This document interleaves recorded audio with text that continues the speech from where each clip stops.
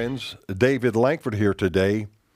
I want to speak to you for just a few minutes on a subject that we all heard Joe Biden use in a phrase some months ago, and that was a dark winter.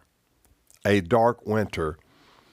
I was sitting down at the creek the other day just ruminating and meditating and contemplating, and I just felt led to Google dark winter and to see what would come forth. Well, here's what I found.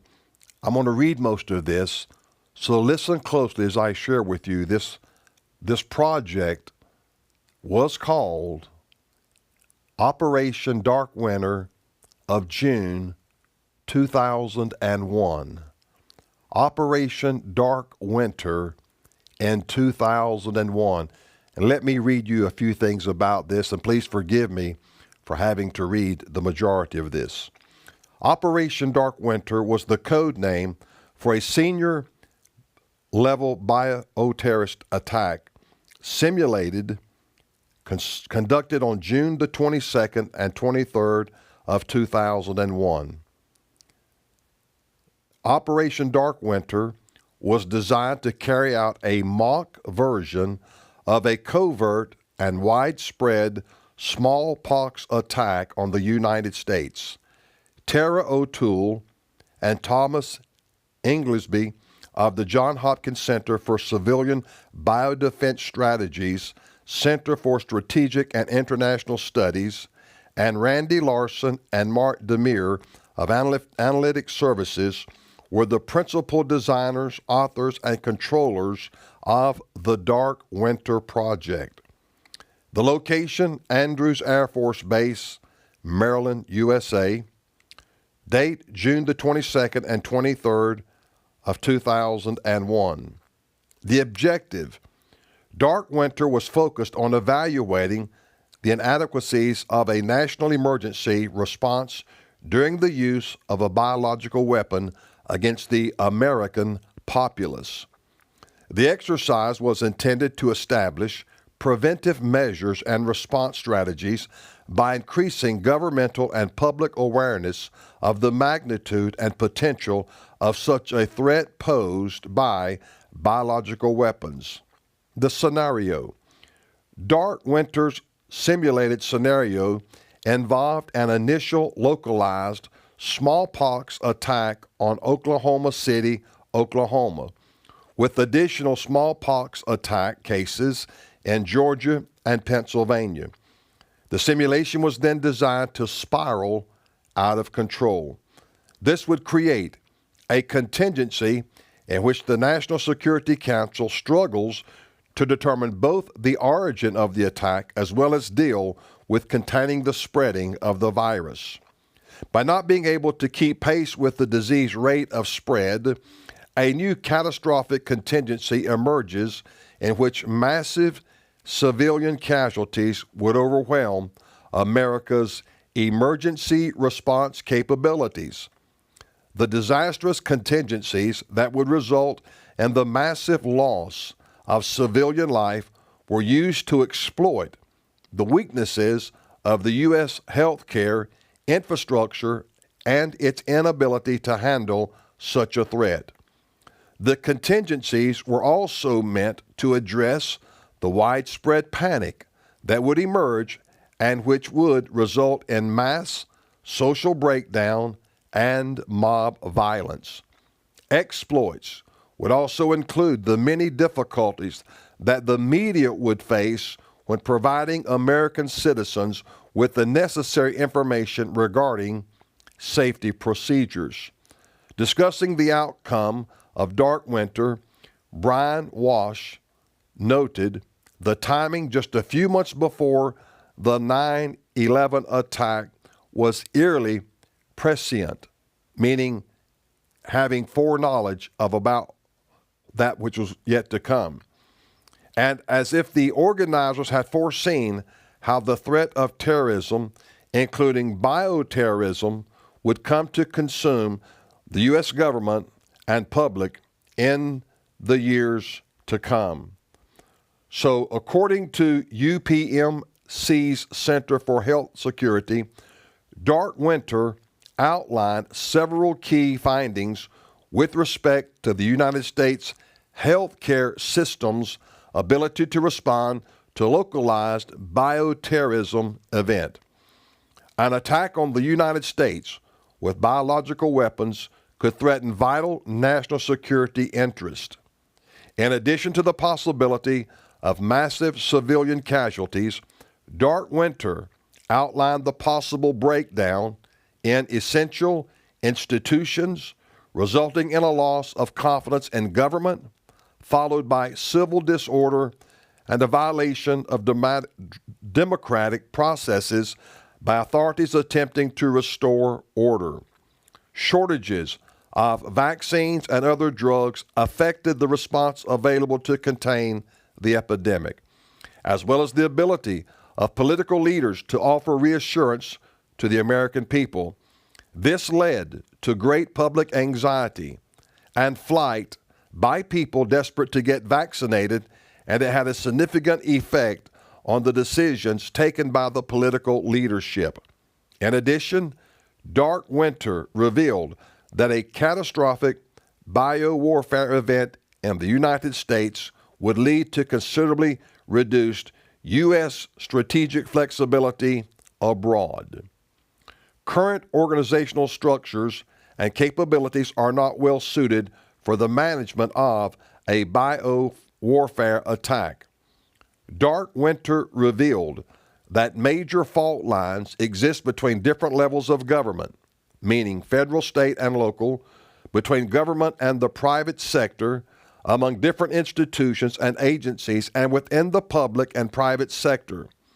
Leaders are unfamiliar with the character of bioterrorist attacks, available policy options, and their consequences. Federal and state priorities may be unclear, differ, or conflict. Authorities may be uncertain, and constitutional issues may arise. Let me reread that. Constitutional issues may arise. For example, state leaders wanted control of decisions regarding the imposition of disease containment measures, mandatory versus voluntary isolation and vaccination, the closure of state borders to all traffic and transportation, and when or whether to close airports. Does any of this make any sense? And this was 20 plus years ago. Federal officials, on the other hand, argued that such issues were best decided on a national basis to ensure consistency and to give the president maximum control of military and public safety assets. Leaders in states most affected by smallpox wanted immediate access to smallpox vaccine for all citizens of their states, but the federal government had to balance these requests against military and other national priorities. State leaders were opposed to federalizing the National Guard, which they were relying on to support logistical and public supply needs, while a number of federal leaders argued that the National Guard should be federalized. There is no surge capability in the U.S. healthcare and public health systems or in the pharmaceutical and vaccine industries. The exercise was designed to simulate a sudden and unexpected biowarfare event for which the United States healthcare system was unprepared. In the absence of sufficient preparation, Dark Winter revealed that the lack of sufficient vaccine or drugs to prevent the spread of disease severely limited management options. Due to the institutionally limited surge capacity of the American healthcare system, hospitals quickly became overwhelmed and rendered ineffectively inoperable by the sudden and continued influx of new cases exacerbated by patients with common illnesses who feared they might have smallpox and people who were otherwise healthy but concerned about their possible exposure. The challenges of making correct diagnosis and rationing scarce resources, combined with shortages of health care staff who were themselves worried about becoming infected or bringing infection home to their families, and posed a huge burden on the health care system. The situation also noted that while demand was highest in cities and states that had been directly attacked, by the time victims became symptomatic, they were geographically dispersed, with some having traveled far from the original attack site. The simulation also found that without sufficient surge capability, public health agencies, analysts of the scope, source, and progress of the epidemic was greatly impeded, as was their ability to educate and reassure the public and their capacity to limit casualties and the spread of disease. For example, even after the smallpox attack was recognized, decision makers were confronted with many uncertainties and wanted information that was not immediately available. In fact, they were given more information on locations and numbers of infected people that would likely be available in reality. Without accurate and timely information, participants found it difficult to quickly identify the locations of the original attacks, to immediately predict the likely size of the epidemic on the basis of initial cases, to know how many people were exposed, to find out how many were hospitalized and where, or to keep track of how many had been vaccinated. Dealing with the media will be a major immediate challenge for all levels of government. Dark Winter revealed that information management and communication, e.g., dealing with the press effectively, communication with citizens, maintaining the information flows necessary for command and control at all institutional levels, will be a critical element in crisis consequence management. For example, participants worried that it would not be possible to forcibly impose vaccination or travel restrictions on large groups of the population without their general cooperation. To gain that cooperation, the president and other leaders in Dark Winter recognized the importance of persuading their constituents that there was fairness in the distribution of the vaccine and other scarce resources, that the disease containment measures were for the general good of society, that all possible measures were being taken to prevent the further spread of the disease, and that the government remained firmly in control despite the expanding pandemic. I could continue to read more of this subject matter on Operation Dark Winter. If you want to read all of this and more, I invite you to go and just Google or Wikipedia Operation Dark Winter, which was put together over 20 years ago prior to 9/11. Why would Joe Biden use the phraseology some months back, dark winter? He was already familiar with the protocol and the process and the governmental structure that would be implemented on the United States of America. I cannot overly emphasize the need to pray, to seek the face of God, and be wise in your preparation, because many are saying everything is going to get worse as we get further into the winter of this year. The supply chain is terribly skewed. And the president of UPS said there was going to be more adverse effects and reactions this coming winter. Things are being said. Things are being done as well as implemented. The question is, are you preparing for the coming darkness? Remember, many months ago, I did a series on preparing for the darkness. Wasn't aware of dark winter at the time, but God our Father knows everything. Please prepare your home and your family the best you can. Do not live in fear, trepidation, nor anxiety.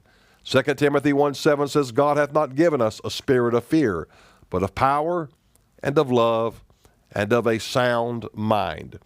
Prayer will edify you, encourage you, and strengthen you for what will soon take place in America. I pray that you will do everything that you can in the natural for your family and for your loved ones here in the coming days. Again, don't be filled with fear or trepidation or become anxious, filled with anxiety. If you keep your mind stayed on the Lord will keep you. Please share this video with everyone that you possibly can. Text it, send it out to all of your friends. We're just trying to help you to be as informed as you possibly can be here in the time of the end. Thank you for your love. Thank you for your many prayers. Thank you for your support for the Voice of Evangelism. You are the means that God is using to help us get the message and the gospel out into all the world. Thank you, and may the Lord God of Abraham forever order your steps in his most holy word. God bless you, friends. The Voice of Evangelism with David Lankford is brought to you by the faithful listeners and supporters throughout America. If you're looking for an uncompromising message, we invite you to tune in each week to the Voice of Evangelism. For more information, write to the Voice of Evangelism at P.O. Box 502, Kaiser, North Carolina 28020. That's P.O. Box 502, Kaiser, North Carolina 28020.